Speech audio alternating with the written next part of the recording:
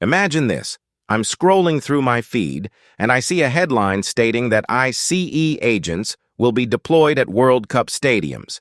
Then, about 2 days later, a completely different headline appears.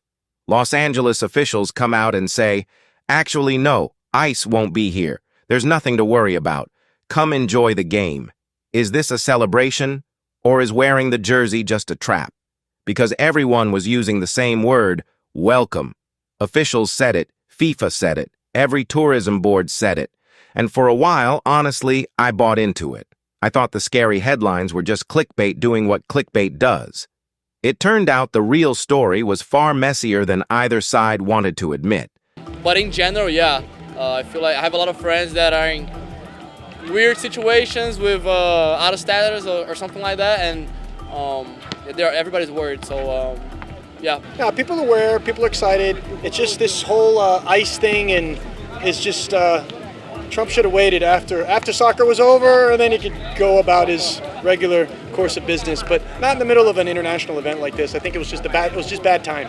That's exactly what I want to tell you about today. I thought this whole World Cup welcome thing was just PR spin. Harmless PR spin, sure. Every global mega event says, the world is welcome here. The Olympics do it, World Expos do it. It's practically its own genre of statement. In 2025, before things went south, a State Department spokesperson stepped up to address what they called a misunderstanding, insisting that fans from around the world would be welcome in the US, Canada, and Mexico, and that travel would be easy. FIFA echoed the sentiment. Their whole brand is "Football unites the world," so naturally they wanted that to be true. And look, I wanted it to be true too. I genuinely love this sport.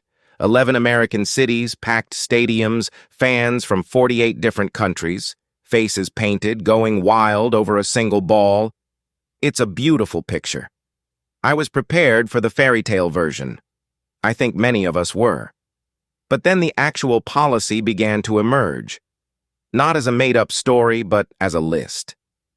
A real list of countries, 29 of them, whose citizens had been barred from entering the U.S. under the travel ban issued the previous year. And several of those countries had qualified teams: Haiti, Iran, Ivory Coast, Senegal. Players usually got exemptions, athletes and staff generally do. But fans, ordinary people who had saved up money and already held tickets, most were completely shut out, unless they already possessed a visa or held dual citizenship. That was the moment when "everyone is welcome" stopped sounding like a slogan and started sounding like a promise that hadn't been cleared with immigration policy beforehand. It would have been easy to say, ICE raided the World Cup, wrap up the video, garner angry applause in the comments, and leave it at that. But that wouldn't have been the whole truth, because the reality is more complex. When you actually look at what officials were saying, city by city, that terrifying scenario, agents roaming inside stadiums, checking papers at halftime, didn't really materialize, at least not in the way the alarmist headlines suggested. To be honest, it is, in a rather disheartening way, also a bit amusing. A press event was underway in LA, cameras were rolling, and the head of the host committee essentially said, "Yes, ICE will be here," just as they are present at any major event to ensure everyone's safety. ICE agents will be here. Safety and security protocols have them here. As of today, Iran is planning on playing at our stadium. Does that change security measures here? Stadium. I think everything we're doing is to plan a safe and secure event for everybody. So safety and security, is at the highest level for all of our matches, not just for one in particular. Then, a few minutes later, out in the hallway, she walked back her statement in front of reporters, claiming she had misspoke and that ICE was not actually part of the security plan. That is the entire controversy, distilled into a single sentence and a correction, with nearly 100 articles written about those intervening 6 seconds. So, if you had pictured armed agents at the gates, that specific image, at the very stadiums where officials had issued official statements, did not actually materialize. But, and this "but" really matters, the absence of agents at the turnstiles didn't mean everyone was welcome. Because while cameras were fixated on whether a raid would take place inside the stadium, the real damage was happening elsewhere, in places that didn't make for good photo ops. Visa interview rooms and airport counters, months before the matches even began. A referee from Somalia, one of the continent's best, already vetted and holding a valid visa, was stopped at the border. Officials cited vetting concerns.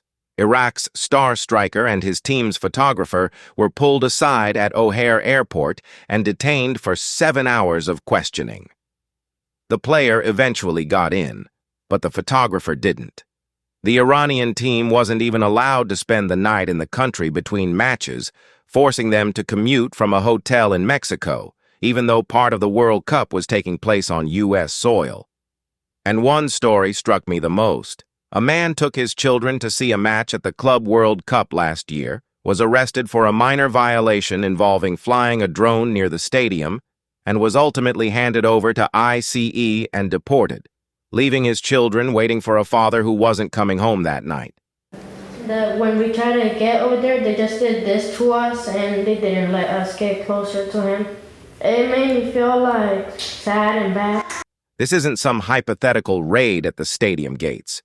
This was happening anyway, World Cup or not, and the tournament didn't halt it for a single moment. So why did so many of us have a somewhat skewed picture? Here's my honest theory, and it's not some grand conspiracy, it's just how attention works these days. ICE is going to raid the World Cup makes for a great headline. It's visual, it's dramatic, and the thumbnail practically creates itself. Tactical gear, a soccer ball, a flag, that's all it takes. On the other hand, everyone is welcome, don't worry, is also a great headline. It's just aimed at a completely different audience. This is the version the tourism board wants to screenshot.